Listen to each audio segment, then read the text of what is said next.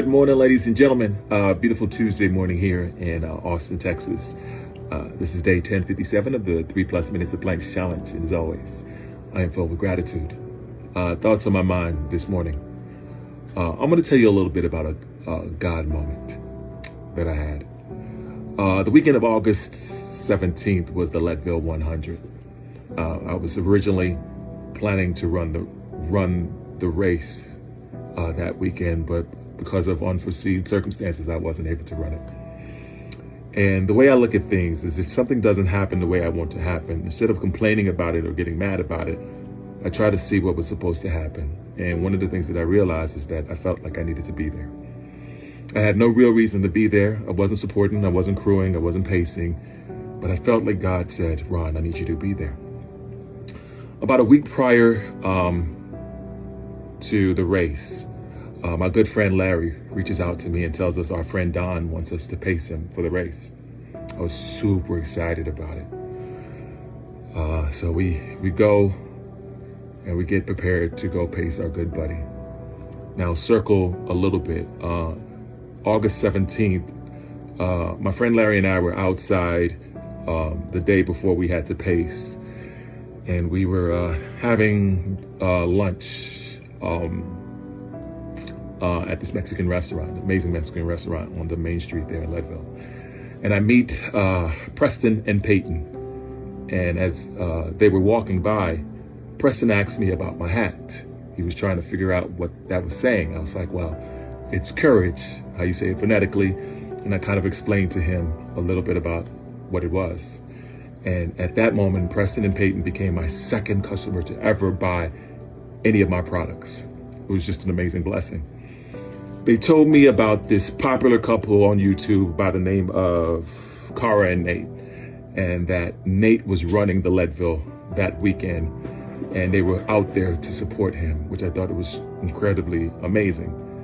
And I was telling them that I thought that they could be as popular. Like, I loved them. I loved their energy. They were just cool. I'm talking about Peyton and Preston here. So they buy the hat, we part ways. What was really funny too is that I never took a picture with them, which is, I don't know why I didn't, but I didn't. So anyway, circle the moment. Don DNFs, and unfortunately we weren't able to pace him. But I had my pacer's bib and I came out there for a reason. And then I have a good friend of mine, Carrie Stafford, who was going for her 10th trail there, Leadville 100. And she had reached out to me earlier in the week about pacing her for next year. Now, in the midst of being in there that weekend, I learned that I was going to be able to run it next year. And so I wouldn't be able to pace her. So I thought, well, if I can't pace her, I said, next year, then I'm going to do that this year since Don had DNF'd. So I go out, didn't even know if she was going through, didn't whatever. I said, God pushed me. I said, I'm going to go do it. My good buddy Larry went out to go pace Andy Glaze. But unfortunately, he didn't want it. And in the end of it all, he ended up pacing our good friend Anthony. So after I ended up finishing pacing Carrie, and she did amazing in 26.5 hours, I went back in the last mile to go look for my good buddy Larry and Anthony. The funny thing about Anthony was we had thought he DNF'd, so we hadn't even thought about pacing him.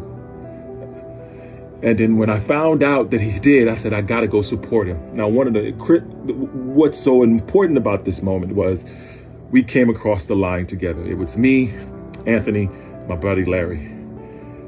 And it was such a magical moment because Anthony pretty much did it on his own. Just a resilient young man.